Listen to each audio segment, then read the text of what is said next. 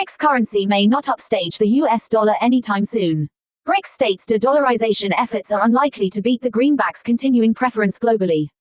A few days before the 16th BRICS summit got underway in Kazan in October, Russia, the organizers of this key conclave advised attendees to bring along US dollars and euros as Russian banks preferred these currencies to exchange rather than the ruble. At the meeting, the leaders representing the BRICS, Brazil, Russia, India, China, and South Africa, nations discussed plans to reduce the dependence on the US dollar. Hello listeners, our goal, with the updates from Vishwakul, is to simplify the biggest stories in the Indian markets and help you understand what they mean. We won't just tell you what happened, but why and how to. We do this show in both formats, video and audio. This piece curates the stories that we talk about. You can listen to the podcast on Spotify, Apple Podcasts, or wherever you get your podcasts and videos on YouTube. In today's edition of the updates from Vishwakul, we have brought some interesting contents where we will be talking about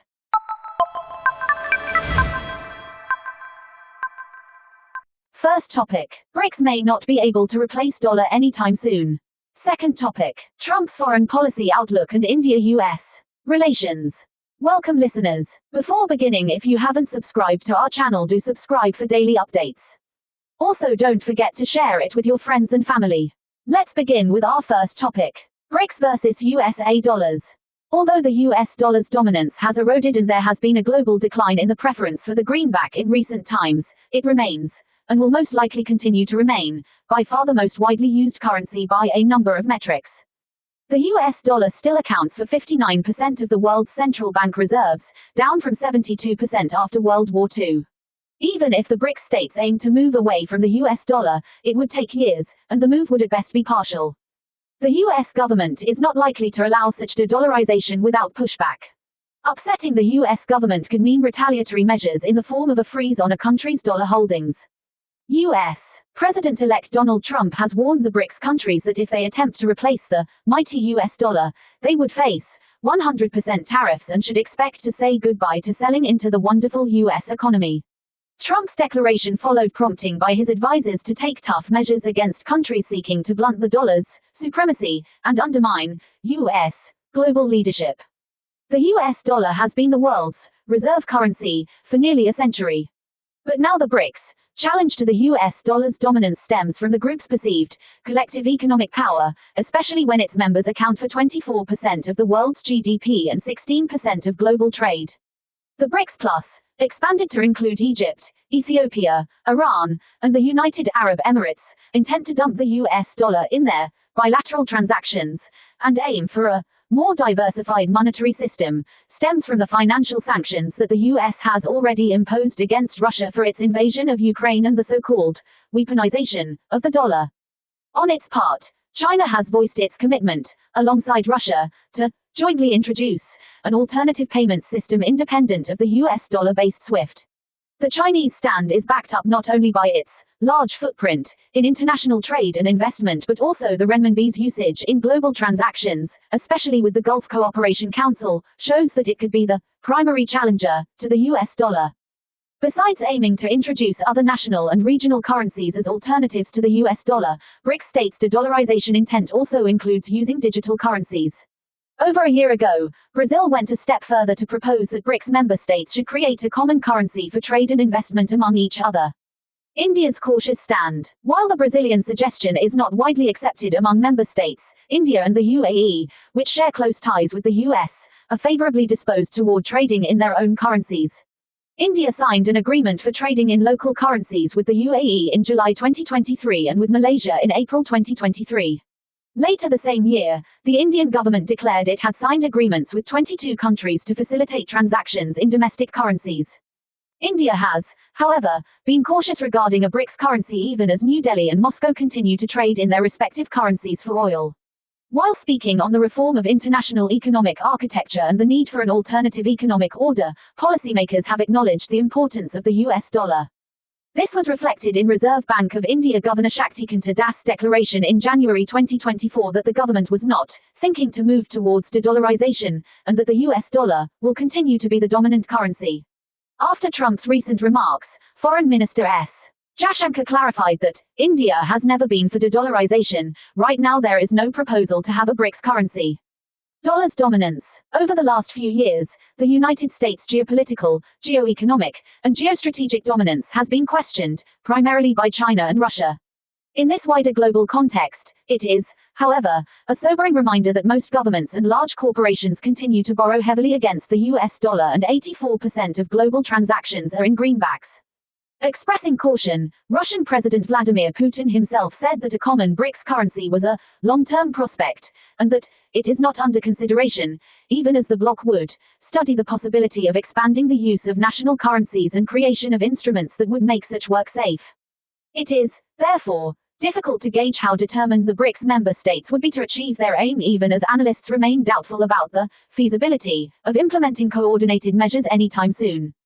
This would suggest that it may yet take a long time before BRICS, as an emerging powerful bloc, will evolve and adopt a payment system that could be considered a serious alternative to SWIFT.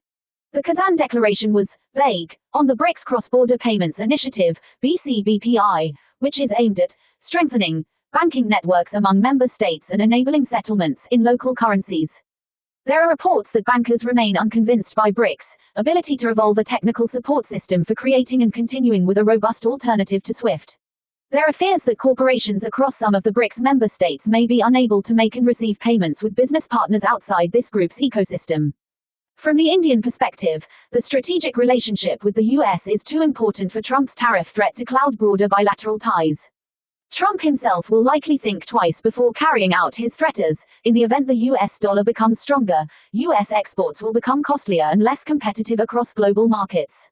US consumers would also end up paying double for imported products, and the tariffs would drive up costs for US companies that use imported components. During his last presidency, Trump granted sanctions waivers for a few months to countries trading in oil with Tehran. Likewise, despite the US sanctions at that time, India's Chabahar project was kept out of the ambit of punitive measures.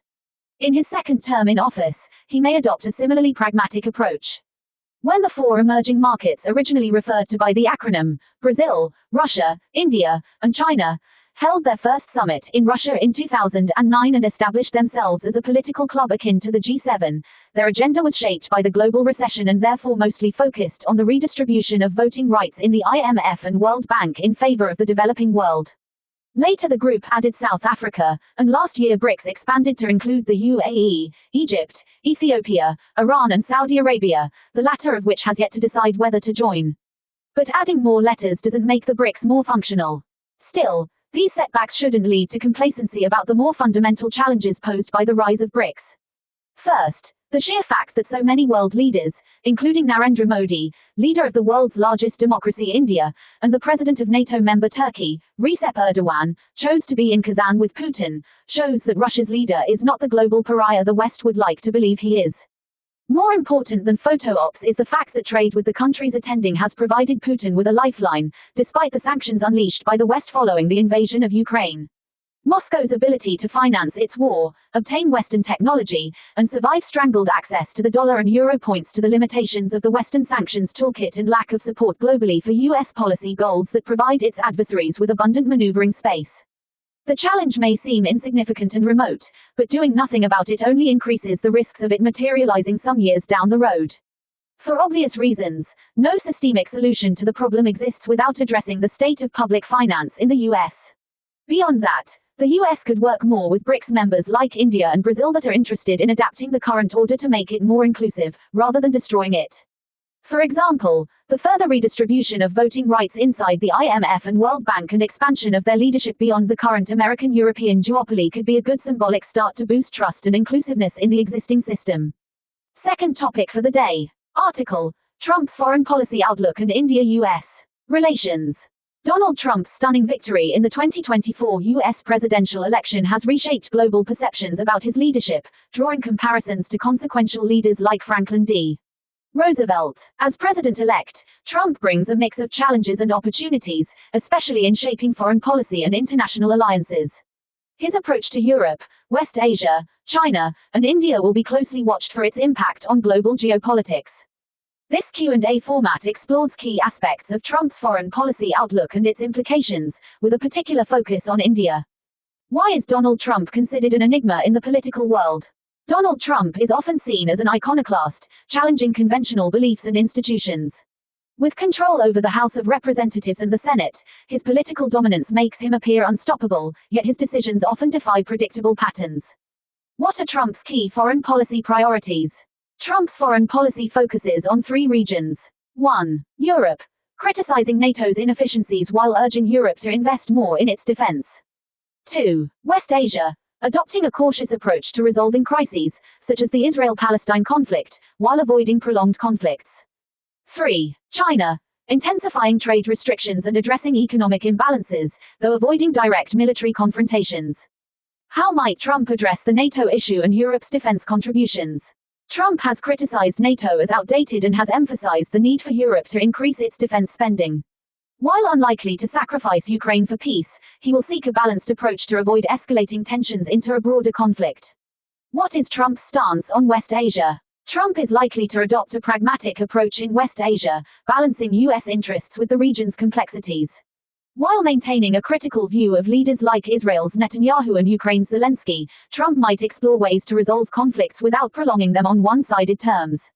Why is China considered a top priority in Trump's foreign policy? Trump views China as the U.S.'s foremost adversary, targeting trade imbalances, intellectual property theft, and military threats. His administration may impose stricter trade controls and tariffs, though he will avoid rash military actions due to China's growing hypersonic arsenal. Could Taiwan become a flashpoint under Trump's leadership? Taiwan remains a potential flashpoint, but both Trump and Xi Jinping are expected to cautiously navigate the situation. Any conflict in Taiwan could escalate beyond the Pacific, affecting global stability. What are Trump's priorities in Asia and Australasia alliances? Trump is likely to strengthen ties with key allies like Japan, South Korea, and Australia. However, his administration may avoid acting as a peace guarantor, focusing instead on mutual benefits. How might Trump's presidency impact U.S.-India relations? Trump is expected to view India favorably due to shared strategic interests and a mutual dislike for China. The strong personal rapport between Trump and Prime Minister Narendra Modi could enhance cooperation in defense, trade, and counterterrorism. What role does the Namaste Trump event play in India-US ties? The Namaste Trump event in Ahmedabad, attended by over 1 lakh people, symbolized the growing camaraderie between Trump and Modi. The event highlighted Trump's image as a true friend of India, fostering goodwill and strengthening bilateral relations. What are Trump's views on India's defense initiatives and alliances like the Quad? Trump supports India's growing role in defense, exemplified by deals like the $1.17 billion MH-60R helicopter purchase. He also appreciates India's active participation in the Quad alliance, which counters China's influence in the Indo-Pacific region. How has Trump addressed concerns about the Hindu minority in Bangladesh? Trump's support for the Hindu minority in Bangladesh, who face hostility from sectarian groups, has resonated positively in India. This stance has further cemented his image as a leader sympathetic to Indian concerns. How might technology influence India-US relations under Trump? Technology is poised to be a unifying factor in India-US relations. Silicon Valley's strong contingent of Indian entrepreneurs could act as a bridge, fostering collaboration in innovation and economic growth. Unlike US-China ties, India's technological dynamism aligns well with Trump's vision. Conclusion: Donald Trump's presidency could usher in a new era of strategic partnerships and global realignments. For India, this represents an opportunity to deepen ties with the US, leveraging shared goals in defense, trade, and technology. As the world anticipates Trump's actions on critical geopolitical issues, India stands to benefit from this evolving relationship.